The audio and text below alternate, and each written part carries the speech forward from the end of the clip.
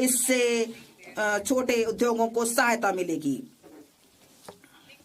नकदी सहायता, ट्रेड्स के साथ एमएसएमई को 7 लाख करोड़ से अधिक धनराशि उपलब्ध कराई गई है। इसकी पूरी क्षमता का लाभ देने के लिए मैं 4 उपायों का प्रस्ताव करती हूँ। 1, केंद्रीय सार्वजनिक क्षेत्र के उद्यमों द्वारा एमएसएमई से सभी खरीद के लिए ट्रेडर्स को लेन देन निपटान प्लेटफॉर्म के रूप में उपयोग करने का अधिदेश करना, जिससे यह अन्य कॉरपोरेट के लिए एक मानक बन सके। 2, ट्रेडर्स प्लेटफॉर्म पर बीजक छूट हेतु सीजीटीएमएसई के माध्यम से ऋण गारंटी सहायता तंत्र शुरू करना। 3, सस्ते और त्वरित वित्त पोषण को प्रोत्साहित करने के लिए एमएसएमई में सरकारी खरीद के बारे में वित्त प्रदाताओं के साथ सूचना साझा करने हेतु जेम को ट्रेडर्स को जोड़ना। 4, ट्रेड्स प्राप्तियों को आस्ती समर्पित प्रतिभूतियों के रूप में शुरू करना, जो एक द्वितीयक बाजार के रूप में सहायता करेगा और नकदी एवं लेन देन के निपटान को बढ़ाएगा। पेशेवर सहायता, सरकार विशेष रूप से टियर 2 और टियर 3 कस्बों में कॉरपोरेट मित्रों का एक संवर्ग तैयार करने के लिए अल्प अवधि मॉड्यूलर पाठ्यक्रमों और व्यवहारिक टूल्स की डिजाइन करने हेतु ICAI, ICSSI, ICMAI जैसे पेशेवर संस्थानों को सुविधा प्रदान करेगा। यह प्रमाणित अर्ध पेशेवर MSME को किफायती लागत पर अनुपालन अपेक्षाओं को पूरा करने में सहायता करेंगे। पिछले दशक में हमारे सरकार ने बहुत सारे कदम उठाए हुए हैं जन अवसंरचना के लिए, नए वित्तीय जिसमें बड़े पैमाने पर बढ़ाने के लिए कई पहलें की हैं। हम NIIF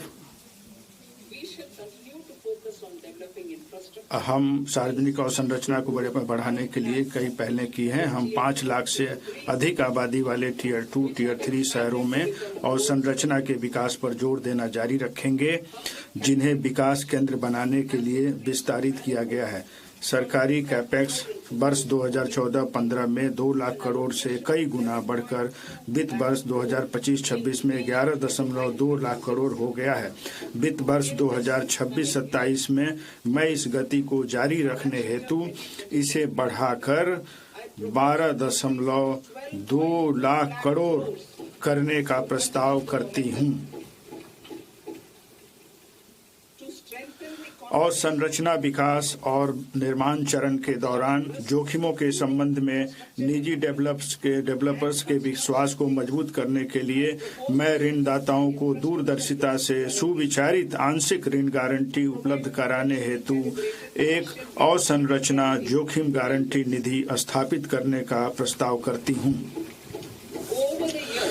पिछले वर्षों के दौरान REITs परिसंपत्ति मुद्रीकरण के लिए एक सफल उपाय बनकर उभरे हैं। मैं समर्पित REITs की स्थापना के माध्यम से CPSE की महत्वपूर्ण रियल एस्टेट परिसंपत्तियों की रिसाइकलिंग में गति लाने का प्रस्ताव करती हूँ। कार्गो के पर्यावरण अनुकूल आवागमन को बढ़ावा देने के लिए मैं निम्नलिखित प्रस्ताव करती हूँ। पूर्व में डानकुनी से पश्चिम में सूरत को जोड़ते हुए नया समर्पित मालवाहक कॉरिडोर बनाना, तालचर और आंगुल जैसे खनिज समृद्ध क्षेत्रों तथा कलिंगा नगर जैसे औद्योगिक केंद्रों को पारादीप और धमरा पत्तनों से जोड़ने के लिए उड़ीसा में NW5 से शुरू करते हुए अगले 5 वर्षों में 20 नए राष्ट्रीय जलमार्ग NWU शुरू करना। इसके लिए अपेक्षित जनशक्ति तैयार करने के लिए क्षेत्रीय उत्कृष्ट केंद्रों के रूप में प्रशिक्षण संस्थान स्थापित किए जाएंगे। इससे प्रशिक्षण देने और कौशल प्राप्त करने के लिए जल मार्ग के पूरे भाग में युवाओं को लाभ प्राप्त होगा। इसके अलावा अंतर्देशीय जलमार्गों की जरूरतों को पूरा करने के लिए बनारस और पटना में एक जहाज मरम्मत सुविधा भी स्थापित की जाएगी। अंतर्देशीय जलमार्गों और तटीय पोत परिवहन का हिस्सा 6% से बढ़ाकर 2047 तक 12% करने के लिए रेल और सड़क परिवहन से मॉडल शिफ्ट को प्रोत्साहित करने के लिए एक तटीय कार्गो प्रोत्साहन स्कीम का शुभारंभ करना। अंतिम छोर और दूर दराज के क्षेत्रों को जोड़ने और पर्यटन को बढ़ावा देने के लिए मैं समुद्री विमानों के स्वदेशी निर्माण को प्रोत्साहन करने का प्रस्ताव करती हूँ। प्रचालनों को सहायता उपलब्ध कराने के लिए एक समुद्री विमान VGF योजना भी शुरू की जाएगी। कार्बन कैप्चर उपयोगिता और भंडारण CCUS दिसंबर 2025 में शुरू किए गए रोड मैप के अनुसार बड़े पैमाने पर CCUS प्रौद्योगिकियां विद्युत, इस्पात, सीमेंट और रसायनों सहित 5 औद्योगिक क्षेत्रों में अंतिम उपयोग अनुप्रयोगों में अधिक तैयारी का स्तर प्राप्त करेगा। अगले 5 वर्षों में 20,000 करोड़ के परिव्यय का प्रस्ताव किया गया है। शहरी आर्थिक शहर भारत के विकास, नवाचार और अवसरों के इंजन हैं। अब हम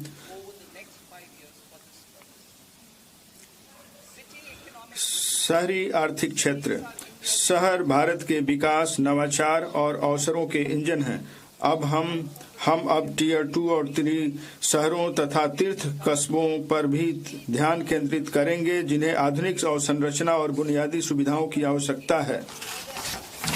इस बजट का लक्ष्य उनके विशिष्ट विकास कारकों के आधार पर शहरी आर्थिक क्षेत्रों का मानचित्रण करके समूहों की आर्थिक शक्ति का उपयोग करने के लिए शहरों की क्षमता को और अधिक बढ़ाना है। सुधार सह परिणाम आधारित वित्त पोषण तंत्र से चुनौती मोड के माध्यम से उनकी योजनाओं को लागू करने के लिए 5 वर्षों में प्रति CER 5,000 करोड़ का आवंटन प्रस्तावित है। पर्यावरण से सतत यात्री प्रणालियों को बढ़ावा देने के लिए हम शहरों के बीच विकास संयोजक के रूप में 7 उच्च गति रेल कॉरिडोर अर्थात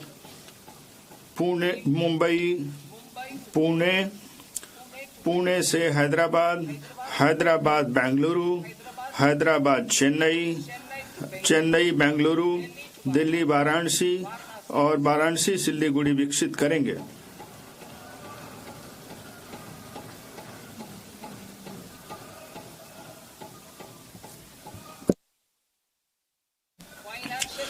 वित्तीय क्षेत्र। मजबूत तुलन पत्र लाभप्रदता में ऐतिहासिक उच्च स्तर पर परिसंपत्तियों की बेहतर गुणवत्ता और देश के 98% से अधिक गांवों में कवरेज आज भारतीय बैंकिंग क्षेत्र की प्रमुख विशेषताएं हैं। इस समय हम इस क्षेत्र के सुधार प्रेरित विकास पथ को जारी रखने के लिए जरूरी उपायों के भविष्यवादी रूप से मूल्यांकन करने के लिए बेहतर स्थिति में हैं।